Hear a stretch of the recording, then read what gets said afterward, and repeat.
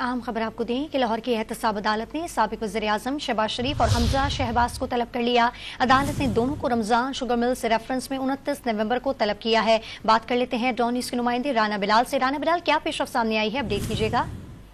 जी देखें, लाहौर की एहतसाब अदालत ने रमजान शुगर मिल रेफरेंस में साबिक वज़ीर-ए-आज़म शहबाज शरीफ और साबिक वज़ीर-ए-आला पंजाब हमजा शहबाज को 29 नवंबर को अदालत में तलब कर लिया है। एहतसाब अदालत के जज मलिक अली जुल्करनैन ने इस रेफरेंस पर समाअत की और सुप्रीम कोर्ट के फैसले के बाद नायब लाहौर ने रमजान शुगर मिल रेफरेंस वापस एहतसाब अदालत में कराया था, जिस पर जांच पड़ताल के बाद रेफरेंस को समाअत के लिए आज पेश किया गया और अदालत ने कार्रवाई करते हुए शहबाज शरीफ और हमजा शहबाज को 29 नवंबर के लिए तलबी के नोटिस जो है वो जारी कर दिए हैं।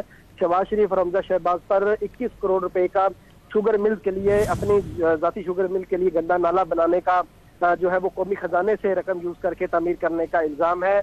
और ये रेफरेंस जो है वो नैब ने दोबारा एहतसाब अदालत में जमा कराया था, जिसकी जांच पड़ताल के बाद अब अदालत ने 29 नवंबर के लिए शहबाज शरीफ और हमजा शहबाज को तलबी का नोटिस जारी कर दिया गया है। तफसीलात बताए थे राना बिलाल, आपका बहुत शुक्रिया।